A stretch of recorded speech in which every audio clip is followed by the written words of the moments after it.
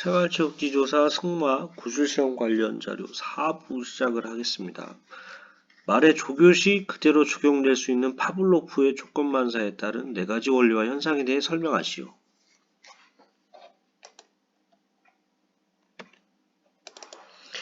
시간의 원리, 강도의 원리, 일관성의 원리, 계속성의 원리 이렇게 4가지 되겠습니다. 시간의 원리, 강도의 원리, 일관성의 원리, 계속성의 원리. 시간의 원리는 조건 자극은 무조건 자극보다 앞서 선행되어야 합숙 효과가 크다는 원리다. 조교에 있어서 예비부조의 원리가 여기에 해당하며 본 부조에 앞서 예비부조를 먼저 적용하면 말은 여유있게 행동한다. 강도의 원리. 조건 자극이 너무 크면 학습 효과를 오히려 떨어뜨린다는 원리다. 대상이 수용할 수 있을 만큼의 자극이 주어져야 한다. 조교에 있어서 채찍의 강도가 여기에 해당한다. 일관성의 원리. 일관된 자극물을 사용할 때 학습 효과가 크다는 원리다. 부조에서 특히 요구되는 원리다. 계속성의 원리. 자극과 반응의 관계는 반복적 횟수가 많으면 많을수록 학습 효과가 크다는 원리다. 부조의 반복성과 맥을 같이 하는 부분으로서 기수나 조교사의 인내가 요구된다고 할 수 있다. 말의 심장 박동수에 대해 설명하시오. 심박수는 심장의 수축 빈도를 나타내는 것으로 심장에 주어진 부하의 강도를 나타낸다. 안정시 말의 심박수는 30에서 40회, 분당 30에서 40회에서 전력 질주할 때는 220에서 230회로 증가하고 생리적 한계는 240회, 분당 240회로서 이 횟수가 넘어가면 심장 발작을 일으키게 된다. 저희가 이게 마술학에서는 32에서 42회 이렇게 정도 나오는데 뭐 어쨌든 딱 정확한 숫자가 아니고 이렇게 좀 비슷한 숫자여도 어느 정도 이렇게 반영이 되는 걸로 이렇게 알고는 있습니다. 참고하시면 좋을 것 같습니다. 제여변의 종류와 원인에 대해 설명하시오.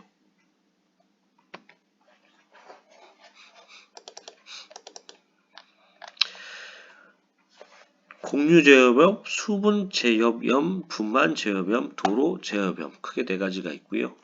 공유제여변은 과식을 하거나 사료에 노후사료를 갑자기 증가시키는 경우 장내 독소가 생겨 전신으로 퍼지는 경우가 되겠습니다. 그래서 소화장애, 장성 독혈증이라고도 하고요. 수분제여변은 운동 직후 냉수의 과다 섭취로 장내 독소가 생성되는 경우, 분만제여변은 분만 후 자궁 감염 등으로 독소가 생성되는 경우, 도로제여변은 딱딱한 곳에서 오랜 시간 서 있거나 장시간 운동할 경우가 해당이 되겠습니다.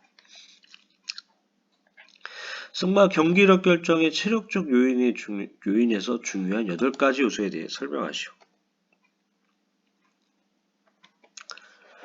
근력, 근지구력, 심폐지구력, 유연성, 평형감각, 순발력, 민첩성, 협응력 되겠습니다. 이제적 운동에 대해서 설명하시오. 직선주로 해서 전지 발자국 궤적과 후지 발자국 궤적이 서로 다르게 나타나는 운동을 말한다. 전 후지의 궤적이 다르게 나타나려면 마체는 어떠한 형태로든 밴딩된 상태에서 어깨가 허리보다 안쪽이나 바깥쪽으로 더 깊숙하게 들어오든지 아니면 허리가 어깨보다 안쪽이나 바깥쪽으로 더 깊숙하게 들어와야 가능하다.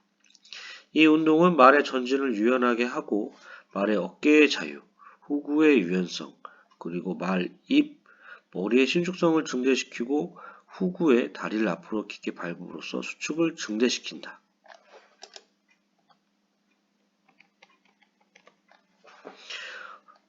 어깨를 안으로, 허리를 밖으로, 그리고 하프 패스 등으로 구성된다.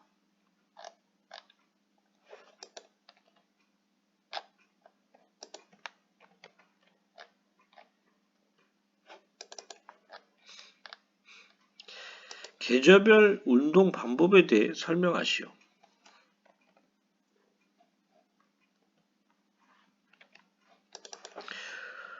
봄 또는 가을, 보통 가장 운동하기 무난한 계절, 시합이 많으므로 시합 계획에 맞게 운동을 해야 함.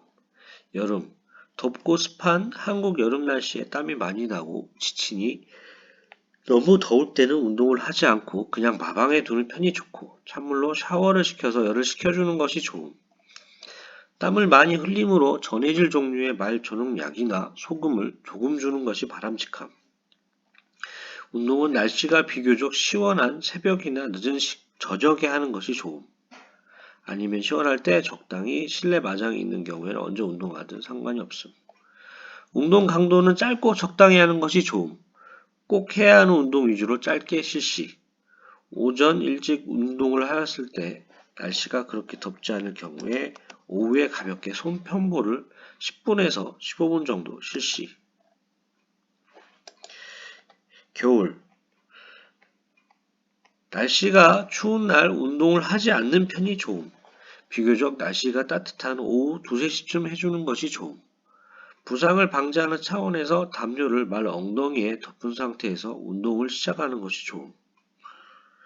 오전에 운동량이 많으면 오후엔 15분 정도 평보를 해주는 것이 좋음.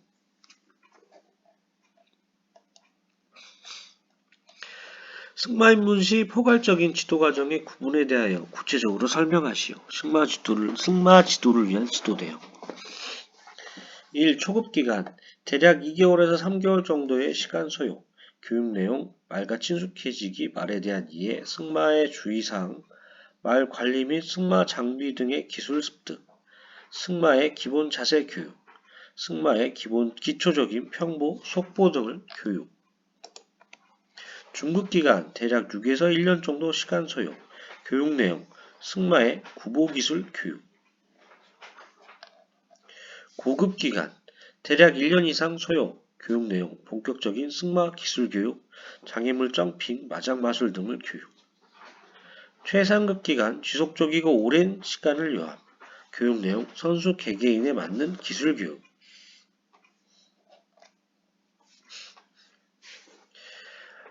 말의 학습 체계에 대한 내용으로 감각 체계 5가지에 대해 설명하시오. 시각, 후각, 청각, 미각, 촉각. 구보의 종류를 세부적으로 5가지 설명하시오.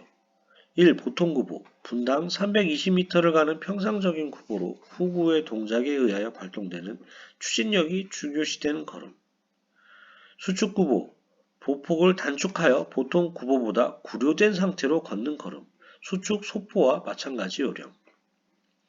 중간 구보. 보통 구보와 신장 구보 사이에 있는 걸음. 중간 속보와 요령이 동일.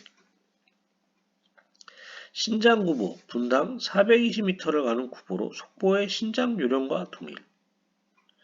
답보 변환. 구보의 공중에서 다리를 변환하는 것으로 특정 지점이나 일정한 걸음마다 변환한다. 답보 변환 시 마체는 반드시 직진성을 유지한다. 그냥 저는 개인적으로 이분은 답보 변환이라고 하셨는데 저는 답보 변환보다는 반대 구보가 맞지 않나 그냥 그런 생각을 혼자 해봅니다.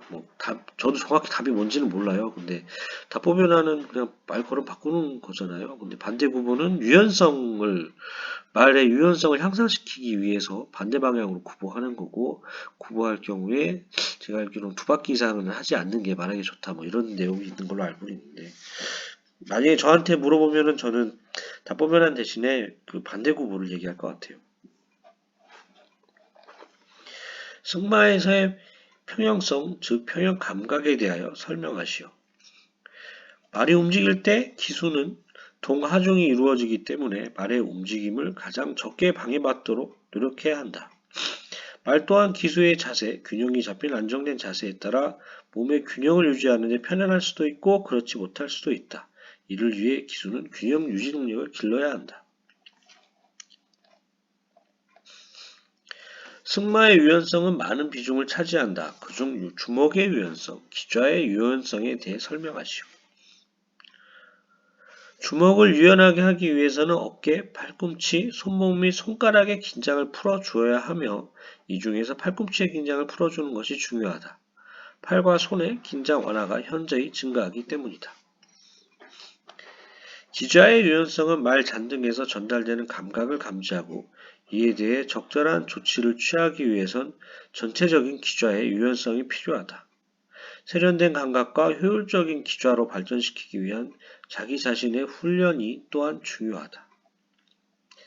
말의 유연성을 증진시키고 보호하기 위해서는 기수는 끊임없이 말에게 대화를 해야 한다. 대화의 매체는 기수가 수시로 추진과 감속 신호에 말이 복종하려는지 확인한다거나 말 어깨의 기동성을 유지하기 위해 말에게 보내는 신호를 말이 따르려 하는지를 점검해 보는 것이다. 페렘의 체갈의 특징과 작용에 대해 설명하시오. 특징, 소륵과 대륵 양쪽 모두의 효과를 얻을 수 있고 주로 장애물 비율 시 사용된다. 작용, 혀, 턱, 정수리에 작용하여 혀와 머리끝에 작용하는 소륵제갈에 비해 강한 제어가 가능하다.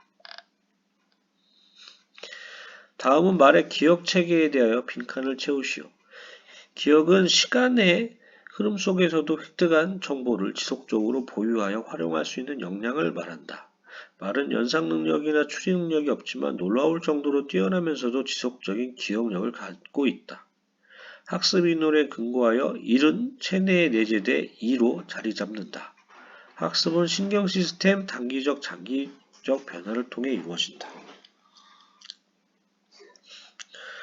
답은 학습 이론에 근거하여 경험의 기억은 체내에 내재돼 기억의 흔적으로 자리 잡는다. 경험의 기억, 기억의 흔적. 생활체육 지도자의 역할에 대하여 5가지 이상 제시하시오. 1. 생활체육 활동 목표의 설정. 2. 효율적인 지도 기법의 개발. 3. 생활체육 지도자 간의 인간관계 유지. 4. 생활체육 프로그램의 개발. 5. 생활체육 재정의 관리. 6. 생활체육 활동 용기구의 효율적 운영. 7. 생활체육에 대한 연구활동. 8. 지역사회와의 유대관계 형성 및 강화. 9. 안전사고 예방 및 시설관리. 10. 활동 내용의 기록 및 문서 관리. 생활체육 프로그램 계획 시 포함되어야 할 요인을 5가지 이상 제시하시오. 생활체육 참가자, 생활체육 지도자, 생활체육 장소 및 시설, 생활체육 재정, 생활체육 활동 조목, 생활체육 홍보, 생활체육의 안정성.